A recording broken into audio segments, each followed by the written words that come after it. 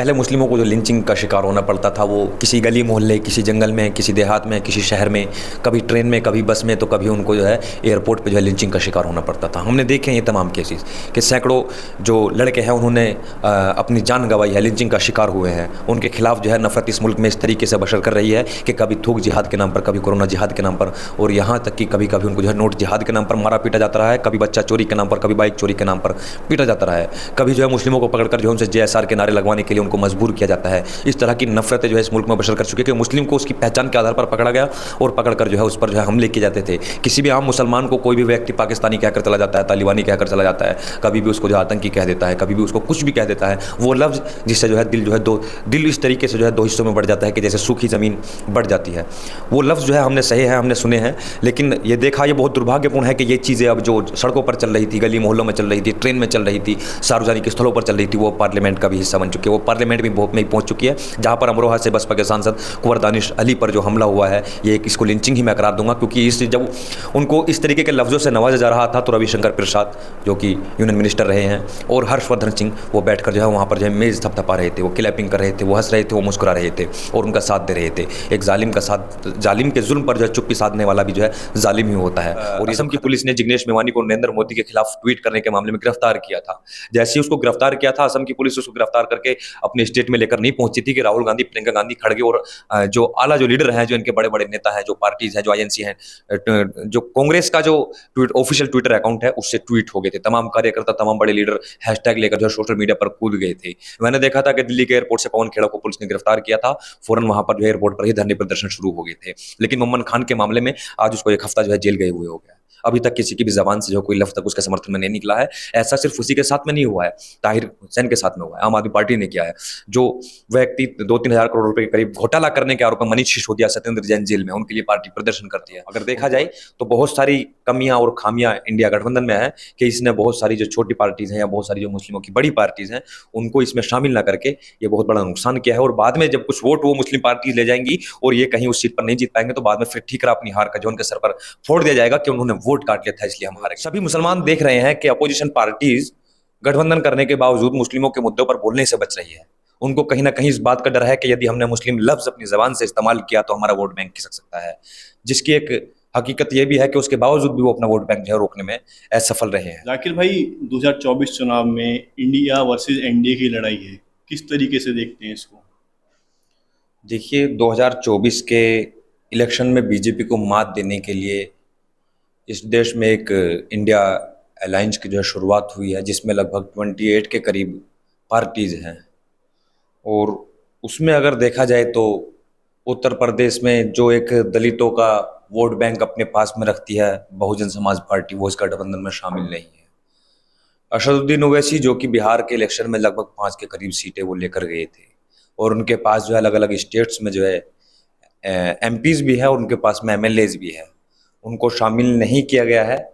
लेकिन उसके बावजूद भी जहाँ तक हम देख रहे हैं, चाहे वो सोशल मीडिया पर हो या चाहे अलग अलग एरियाज़ के लोगों से अगर हम बात करते हैं या जानते हैं, तो उसमें यही देखने को मिलता है कि 2019 के करीब जो सीटें बीजेपी की पार्टी अपने पाले में लेकर गई थी वो अब की बार उसको नहीं मिलेंगी, या तो ऐसा हो सकता है कि सीटें कम हो जाएंगी अगर वो अपोजिशन पार्टी सरकार बनाने में असफल हो जाती है। तो हम देख रहे हैं कि इसमें मुसलमानों की जो बड़ी पार्टियां हैं या फिर दलितों की बड़ी पार्टियां, जैसे मुसलमानों की AIUDF है, MIM है, दलितों की मायावती जी की BSP है, चंद्रशेखर रावण की आज़ाद समाज पार्टी है, इनको साइडलाइन किया गया है।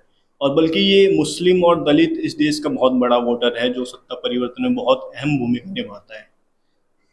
इसमें असदुद्दीन ओवैसी ने कहा था कि मुझे ना तो गठबंधन में इनवाइट किया गया, और अगर वो मुझे इनवाइट करके, वो गुस्से में उन्होंने बोला कि अगर वो मुझे इनवाइट करके अगर वो बुला भी लेते हैं तो मैं अब शामिल नहीं होऊंगा क्योंकि मेरा दम घुटता है इस गठबंधन में। और उसकी वजह यही है कि सभी मुसलमान देख रहे हैं कि अपोजिशन पार्टीज गठबंधन करने के बावजूद मुस्लिमों के मुद्दों पर बोलने से बच रही है।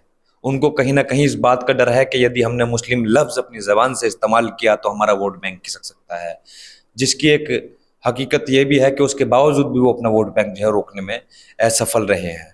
तो मुझे लगता है कि इन सभी पार्टीज को, जो छोटी छोटी जो लोकल पार्टीज हैं, ये चाहे वो छोटी नहीं है, बहुत बड़ी पार्टी है नहीं, अपने आप में एक। भीम आर्मी, आजाद समाज पार्टी, जिसके पास AIUDF में है, जो कोई आसाम में इनके 15 आसाम में जो विधायक है हैं। AIUDF है, बदरुद्दीन अजमत साहब की, उनको इस गठबंधन में शामिल नहीं किया गया है, या AIMIM को शामिल नहीं किया गया है। और उसको लेकर यूपी में या दिल्ली में तो नहीं, क्योंकि यहाँ पर तो उनके पास में वोट नहीं है, ना ही उनको पिछले किसी इलेक्शन में वोट मिला है। लेकिन हाँ, बिहार हुए या तेलंगाना हुए या आंध्र प्रदेश हुए, जहाँ पर ये पार्टीज, या केरल हुए या आसाम हुए, जहाँ पर ये पार्टीज अपनी एक खास पकड़ रखती है वोटर के बीच में, तो वहां पर जो है इस गठबंधन के खिलाफ जो है विरोध भी देखने को मिल रहा है। और उसकी वजह यही है कि वो भी चाहते थे कि सरकार यहाँ से बीजेपी की जाए, लेकिन अब वो इस चीज को लेकर भी वो निराश है कि उनकी पार्टीज को इस गठबंधन में शामिल नहीं किया गया है।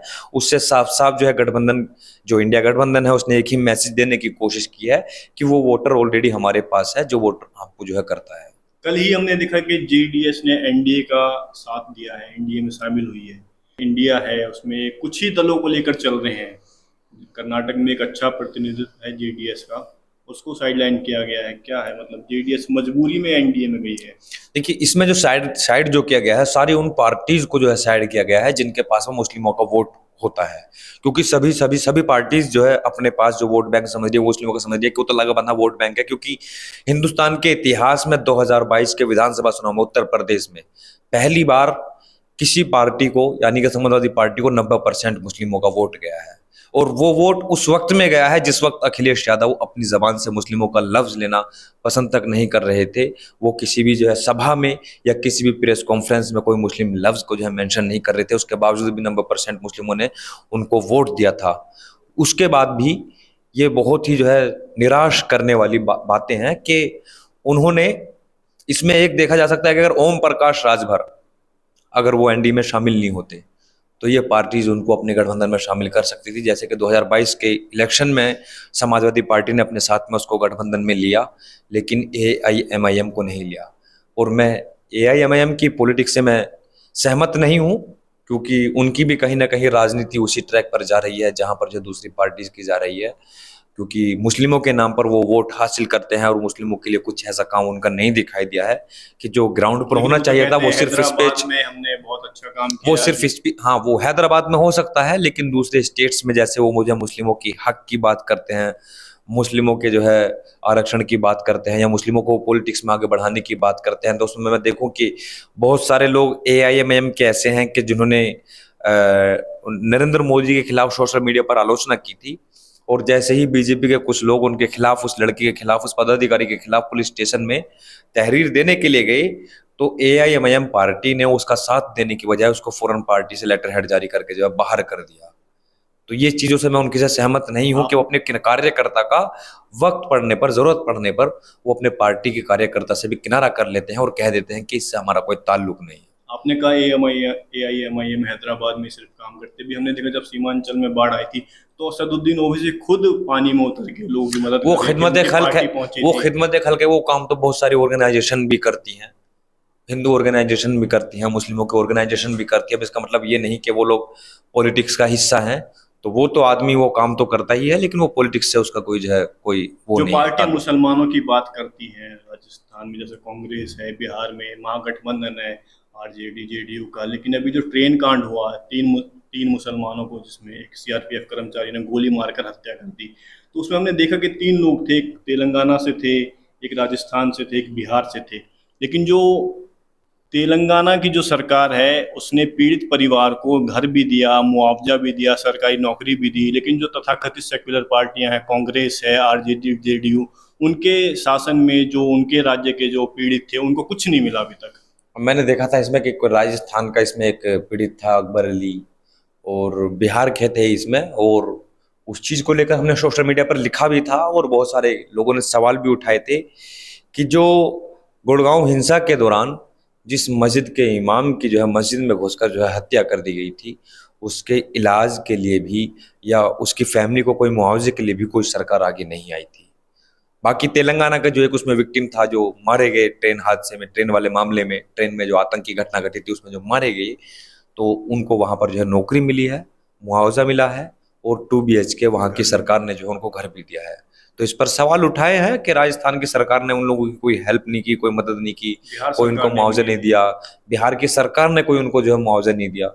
ये बहुत दुखद मतलब बात क्या है। लगता है कि ये लोग सिर्फ मुसलमानों का वोट लेना चाहते हैं, उनकी मदद नहीं करना चाहते, उनके मुद्दों पर बोलना नहीं चाहते?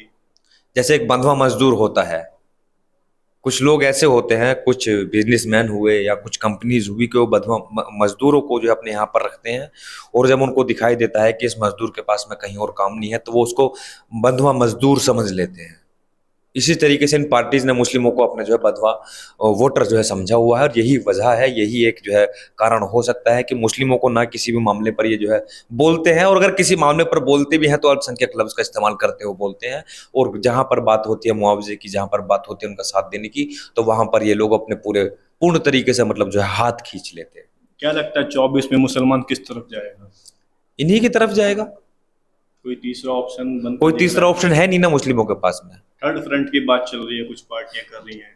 अब वो तो बाद में मुसलमान तय करेगा कि जो है कि थर्ड फ्रंट अगर आया है तो उसमें कौन कौन से दल शामिल हुए हैं, या उन्होंने जो है कौन सा कैंडिडेट जो है उनके हिसाब का उतारा है, लोकल वोटर के हिसाब का नहीं उतारा है। तो वो वक्त बताएगा। लेकिन मैं तो इंडिया गठबंधन और मैं बीजेपी गठबंधन एनडीए की मैं बात कर रहा हूँ। अगर देखा जाए तो बहुत सारी कमियां और खामियां इंडिया गठबंधन में है कि इसने बहुत सारी जो छोटी पार्टीज हैं या बहुत सारी जो मुस्लिमों की बड़ी पार्टीज हैं उनको इसमें शामिल ना करके ये बहुत बड़ा नुकसान किया है। और बाद में जब कुछ वोट वो मुस्लिम पार्टीज ले जाएंगी और ये कहीं उस सीट पर नहीं जीत पाएंगे तो बाद में फिर ठीकरा अपनी हार का जो उनके सर पर फोड़ दिया जाएगा कि उन्होंने वोट काट लिया था इसलिए हम हार गए थे। राहुल गांधी नफरत के बाजार में मोहब्बत की दुकान खोलने की बात करते हैं। हमने देखा भी, मेवात में हिंसा हुई, दंगे हुए, मुसलमानों के घरों पर बुलडोजर चला। अभी विधायक मोहम्मद खान को गिरफ्तार किया गया। राहुल गांधी चुप रहते हैं, मेन स्ट्रीम कांग्रेस है वो भी खामोश रहती है। एक दो नेताओं के बयान आते हैं खाना पूर्ति के लिए। बहुत अच्छी बात है कि मोहब्बत की दुकान इस मुल्क में चलनी चाहिए, और मैं तो चाहता हूं कि राहुल गांधी ही नहीं बल्कि हर एक नेता को इस मुल्क में जो है मोहब्बत की दुकान, मोहब्बत के मॉल जो है खोलने चाहिए।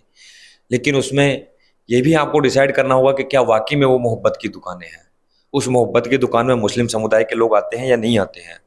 उस मोहब्बत की दुकान में पीड़ित जो मुसलमान है, जो लिंचिंग का शिकार है, जो दंगे का शिकार है, जिसके घर पर बुलडोजर चल रहा है, वो लोग भी उसमें शामिल होते हैं या नहीं होते हैं।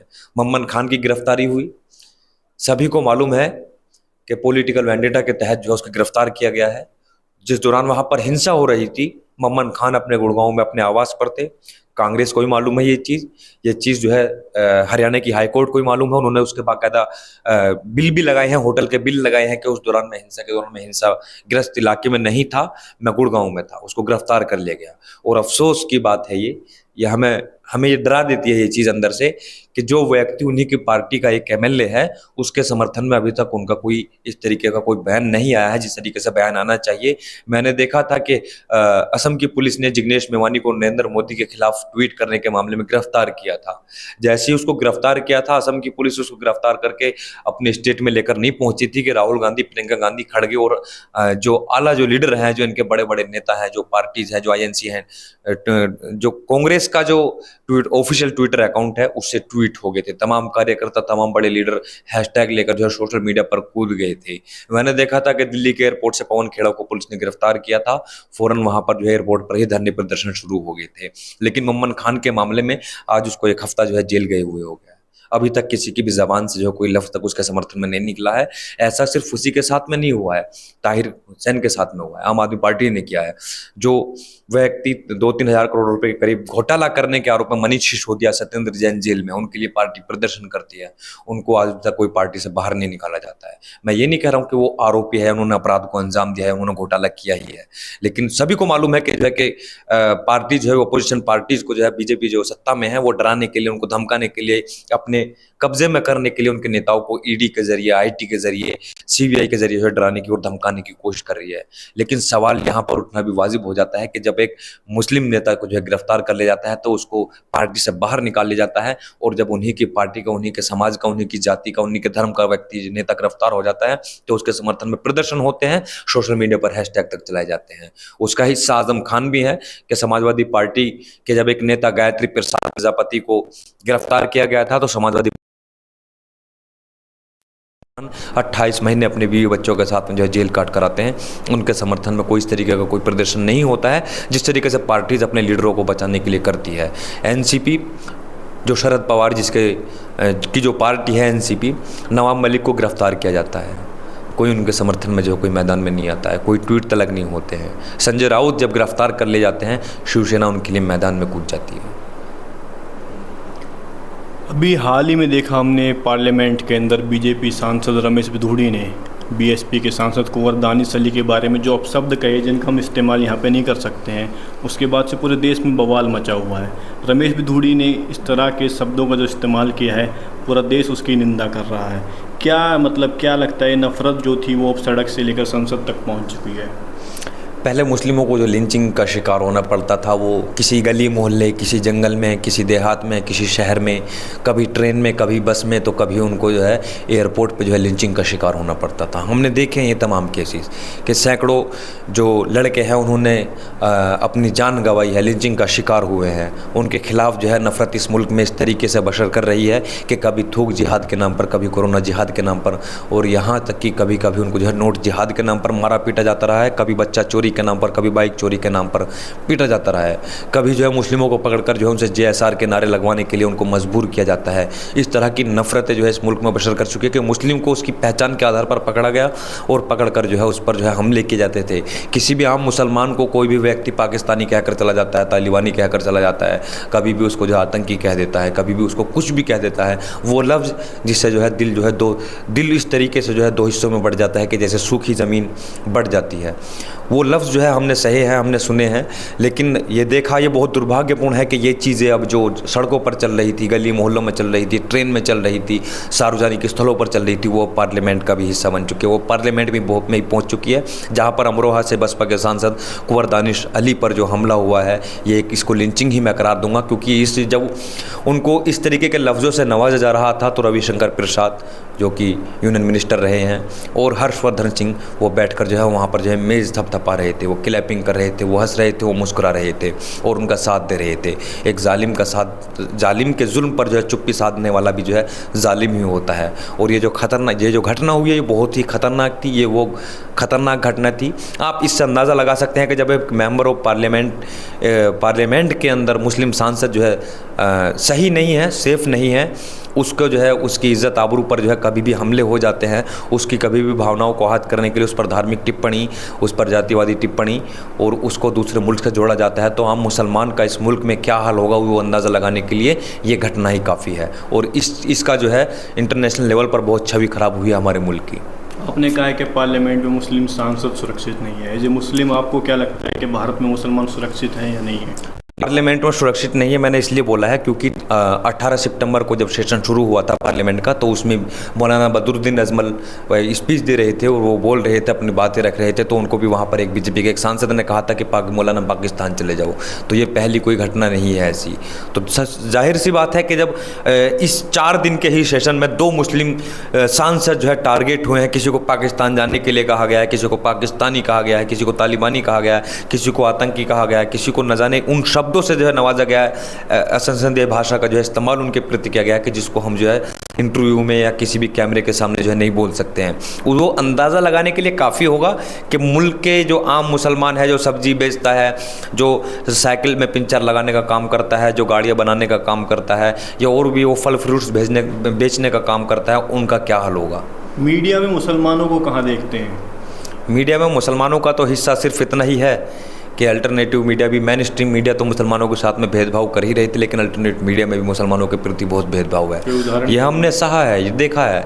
और फ़खानम शेरवानी ही अभी हाल ही में मैं उनको देख रहा था, तो वो अपने एक इंटरव्यू में कह रही थी, अपने एक प्रोग्राम में कह रही थी कि उन्होंने जो है सेकुलरिज्म का जो चोला ओढ़कर जो चैनल चला करते थे, वहाँ पर उन्होंने कम्युनलिज्म सहा है, सारी चीज़ें देखी है, हमने देखा है। बहुत सारी मामले ऐसे मेरे ही साथ में हुआ, कई बार मेरे साथ में ऐसा मामला हुआ कि मैंने कहा कि ये मुस्लिम को, प्रतापगढ़ में एक मुस्लिम को पुलिस ने कस्टडी में पीट कर मार दिया है, मैं इस पर स्टोरी करना चाहता हूँ। तो मुझे कहा गया कि छोड़ो इस मैटर को, क्योंकि इससे बीजेपी को फ़ायदा होगा।